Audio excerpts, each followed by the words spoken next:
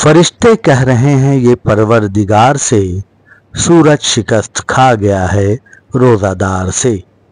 रमज़ानुल मुबारक का बाबरकत महीना अपने पूरे आबोताब के साथ रवां दवां है।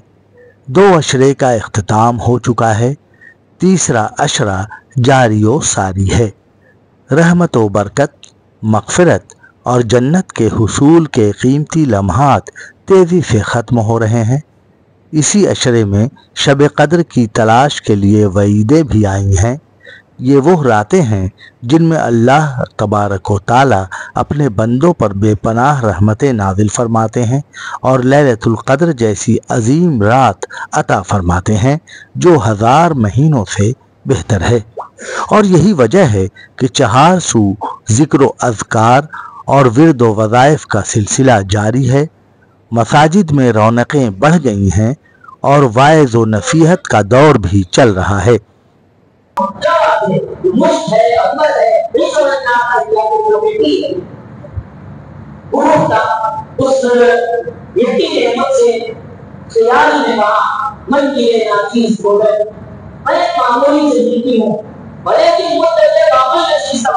लेकिन एक मुद्दत तक मैं पूरी के साथ रहती रही।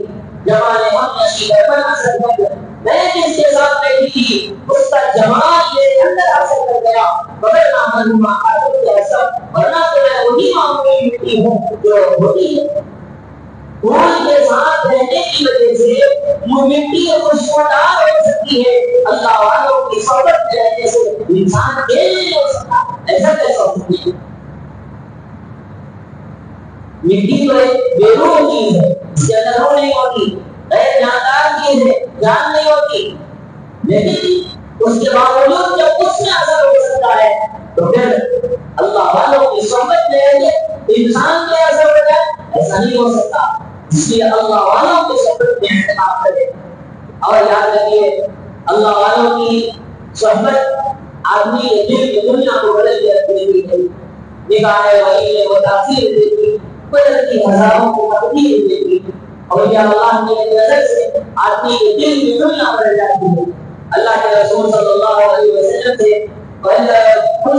पूछा गया कि अल्लाह के महबूब कौन लोग होते हैं, यानी एक दूसरे अल्फाज में अगर पूछा जाए तो ये कहा जा सकता है कि अल्लाह के वली कौन है, तो अल्लाह के रसूल सल्लल्लाहु अलैहि वसल्लम ने कहा वो है जिनको देख के अल्लाह प्यारा है, जिनकी वजह से हमारे दिल अल्लाह अल्लाह करने लगे, वो अल्लाह वाले हैं।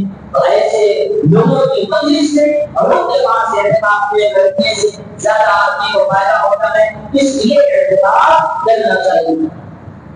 और इसी के जिम्मे में एक बात आपके सामने पेश करनी है। देखिए, हमारे पास एक ट्रेंड चल रहा है, 27 शब को शब कद्र मान लेगा।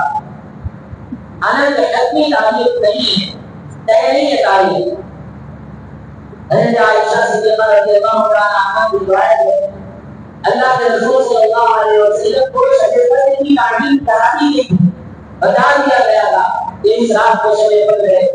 वो बोलने के लिए अल्लाह के रसूल सल्लल्लाहु अलैहि वसल्लम बाहर तशरीफ लाए। देखा कि दो नौजवान आपस में झगड़ रहे हैं। उस झगड़े की वजह से अल्लाह के रसूल सल्लल्लाहु अलैहि वसल्लम के महल से शब कद्र की तारीफ को हटा दिया गया। अब अल्लाह के रसूल सल्लल्लाहु अलैहि वसल्लम ने फरमाया नहीं, अब शब कद्र की तारीफ नहीं की जाएगी, अब तुमको कोई नहीं तलाश करना। लेकिन हमारे पास ज्यादा इम्कान है 27 शब का हो सकता है, लेकिन ये कोई तय तारीख नहीं है। हमको हर रात में इबादत करना है, और रात की जरूरी नहीं है। मुकम्मल अखीर अशर है, मुकम्मल अखीर अशर है, हमको शब की तलाश करनी है, मुकम्मल अखीर अशर है। अब उसके बाद भी हम क्या देखते हैं कि 27 शब में माशाअल्लाह मस्जिद सजावट लगी होती है और माशाअल्लाह इबादत का एहतमाम होता है, बहुत अच्छी बात है। लेकिन उसके अलावा 33वीं शब, 23वीं शब, 25वीं शब, 29वीं शब, इन शबों में भी शब कद्र के होने का इम्कान है। बल्कि एक हदीस में सराहतन अल्लाह के रसूल सल्लल्लाहु अलैहि वसल्लम को मकबूल है कि 30वीं शब को अल्लाह के रसूल सल्लल्लाहु अलैहि वसल्लम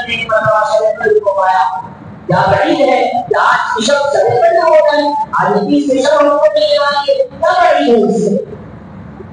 کوئی بیداری نہیں ہے. اس لیے شب قدر کو وہی پا سکتا ہے جو امیر عشرے کا مکمل اہتمام کرے اور امیر عشرے کی راتوں کی عبادت کا اہتمام کرے. رمضان المبارک کے اس آخری عشرے میں خصوصی عبادات کا اہتمام کیا جاتا ہے اور اجتماعی طور پر افطار و سحر کا بھی خاص اہتمام رہتا ہے. خصوصی رپورٹ، نیوز یونائیٹڈ حیدرآباد.